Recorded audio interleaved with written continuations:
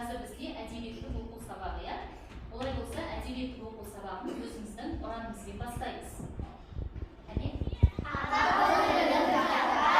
Ерте оқып көруге. Өте жақсы, жарайсыңдар. Олай болса, отырамыз. Біз өткен сабақта қандай тақырып өттік? Қане кім айтады? Роза? Жақсы деген немене, жаман деген немене. Өте жақсы. Ал олай болса, соның ішінде бізде жақсылыққа адамгершілік, ынтымақтастық, достық, игі іс, қайырымдылық сияқты жақсы қасиеттер кіреді деп. Соның ішінде мен сендерге осы қасиеттер туралы мақал мәтелдер жазып келіп иә? Әнуар бастай ғой. Жаман адам кетсе дүние кетіп қалады, жақсы адам кетсе дүние кетіп қалады. Тамаша, жарайсың. Адамгершілік болмай, әділдік болмас. Дана. Адамның ниеті бетінде, адамгершілік ниетінде. Өте жақсы. Роза. Жақсы ниет жарымыздың. Жақсы, тамаша. Балалы үй басар, баласыз үй. Жарайсың. Әдепті бала арлы бала, әдепсіз бала сорлы бала. Барлығымыз жақсы дайындалып келіп біз, олай болса, сол тақырыптың ішінде біз қандай мәтінді өттік? Шал мен бала мәтінді өттік, иә? Үйде жасыл дайындалып келіп бе? Олай болса, біз өткен сабақты құттықтау мақсатында Блум гүлі әдісін қолданамыз. Бұл әдістің мақсаты мен сендерге гүлдің күлтешелерін таратып беремін. Осы күлтешені бір оқушы басын бастап оқиды. Сөйлемнің басы қандай әріппен басталатын еді балалар? Бас әріппен. Демек, Блум гүлінің ішінде бас әріппен басталған сөйлем болатын болса, сол оқушы оқиды. Келесі оқушы кітаптың ішінен барлығымыз іздейміз.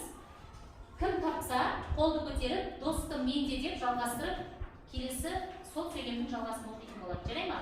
Олай болса,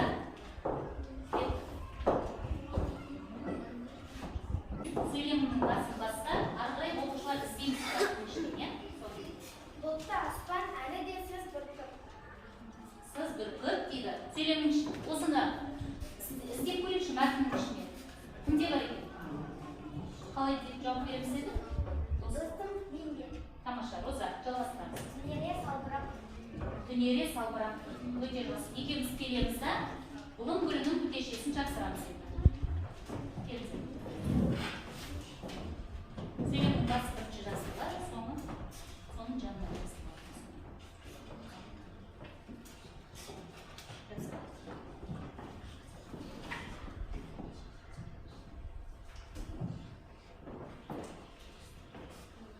Жарайсың, отыра ғой. Келесі сөйлемнің басы кімнен басталып тұр екен? Кімде бар? Бас әріппен басталған. Жалғыз сенің бас әріппен басталған ма? Күн жауып. Күн жауып дейді. Кімде бар? Жалғасы. Достым менде. Кешігіп қалғаным. Кешігіп қалған. Тамаша, келе ғой. Екеуміз естейміз енді. Блум гүлін жалғастырамыз. Бізге қатысқан оқушылар бүгін уақыт туралы болғандықтан сағат фишкалармен марапатталып отырады. Жақсы қатысқан оқушылар. Қазір жаңа тақырыпты ашу мақсатында авторды тауып көресіздер. Мен автордың өмірбаянын оқимын, сол кім екенін табасыздар. Ол 1845 жылы және 1904 жылы аралықтарында өмір сүрген. Ол ұлы ақын. Қазіргі Шығыс Қазақстан облысы Семей өңіріндегі Шыңғыстауда дүниеге келген. Шығармалары дүниежүзінің көптеген тіліне аударылған. Оның өлеңдері, әндері, қара сөздері, аудармалары ел арасында кең таралған. 2020 жылы оның туғанына 175 жыл толды. Ол кім? Әнді кім туралы айтылып жатыр? Абай Құнанбаев. Абай Құнанбаев. Тамаша. Ол біздің ұлы ақынымыз Абай Құнанбаев. Өте жақсы балалар. Ал енді осы Абай Құнанбаев туралы сіздермен кіші бір видеоролик көрсетіп өтейін. Бәріміз мұқият тыңдаймыз. Қазақтың ұлы ақыны Абай Құнанбайұлы 1845 жылы Семей өңірінің қазіргі Абай ауданындағы Шыңғыстау бөктерінде дүниеге келген. Абайдың шын аты Ибрахим. Әжесі еркелетіп Абай деп атап кеткен. Абайдың ата-тегі, тәрбиеленіп шыққан ортасы, тобықтың шынжыр бала, шұбар төс, ауқатты бақытты отбасы болған. Әкесі Құнанбай аға сұлтан, болыс болса, аталары Өскенбай, Ырғызбай, атақты әйгілі билер болған.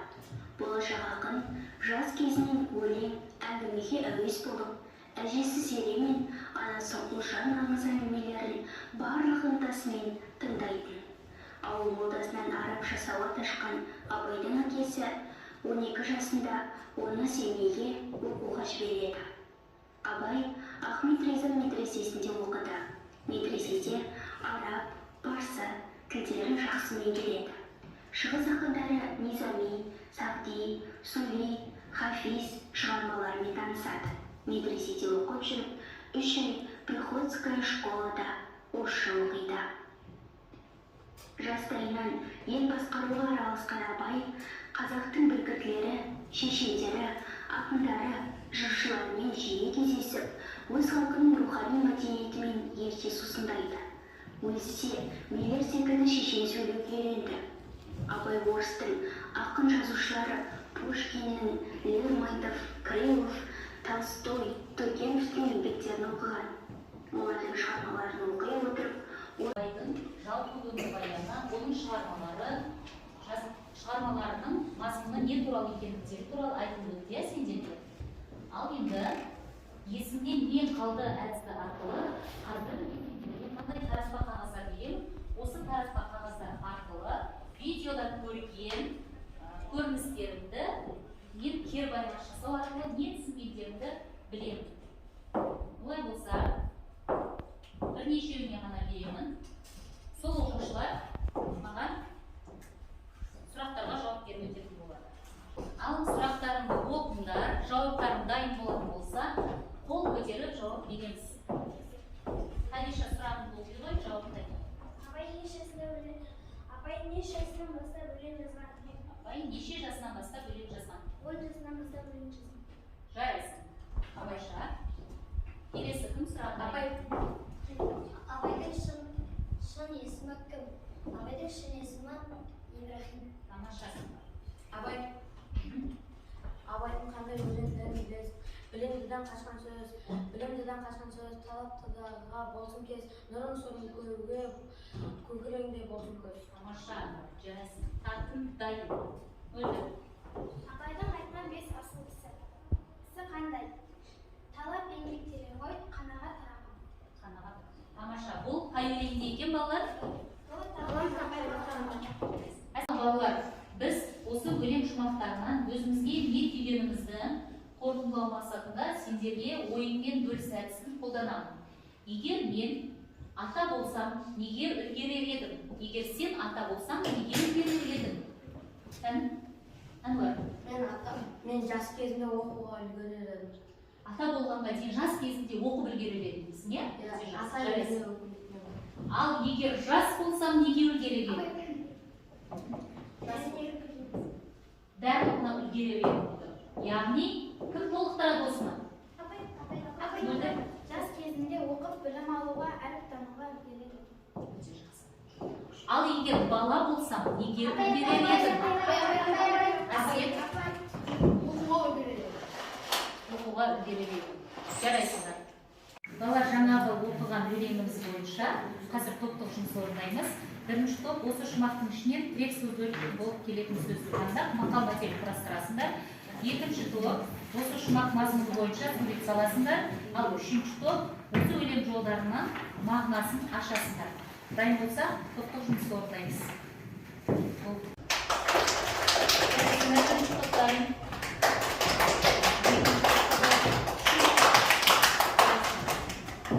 Бірінші топ сендер өздерің орындайсыңдар.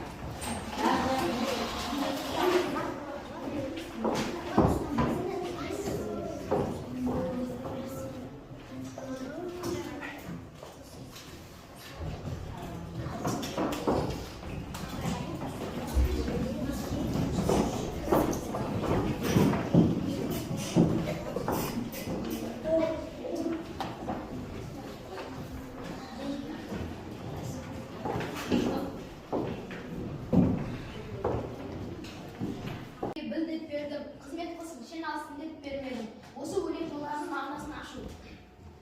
Иманды болуға, әрі тоқтамын, көзі ашылсын, өз-өзіне мақсат қойсын, шен үшін бермеген, биікке байлыққа қызықпаған туралы. Уақыт неге құнды? Оны біз қалай түсінеміз? Уақыт дегенде ойымызға не келеді? Осы сұрақтарға жауап беру үшін қазір сендердің парталардың астына мен кішкентай ғана қағаздар жасырғанмын. Барлығымыз партамыздың астын қарап көрейікші, кімде бар екен? Алып қоямыз, аламыз. Таптық па? Кімде бар екен? Ал олай болатын болса, бір деген сан кімде бар? Бір деген сан. Роза, саныңды оқып, сөзіңді оқиды. бір тоқтамайды. Яғни балалар, уақыт тоқтамайды. Келе ғой. Сен енді осы сөзді, бізде мынау сағат тұр, осы сағаттың бір деген санына жапсыр. Бір деген санына жапсыр. Уақыт не істемейді екен балалар? Тоқтамайды. Екі деген сан кімде? Екі өтеді. Яғни уақыт өтеді. Ол ешқашан тоқтап қалмайды, иә? Анаша. Үш деген сан кімде? Күтпейді. Уақыт күтпейді, тамаша. Барлығымыз сағаттың жоғарғы жағына жапсырған екенбіз. Демек, бүгінгі сабағымыз сендерге түсінікті болды ғой, иә балалар? Жарайсыңдар. Олай болса, келесі сабақта кездескенше сау болыңдар.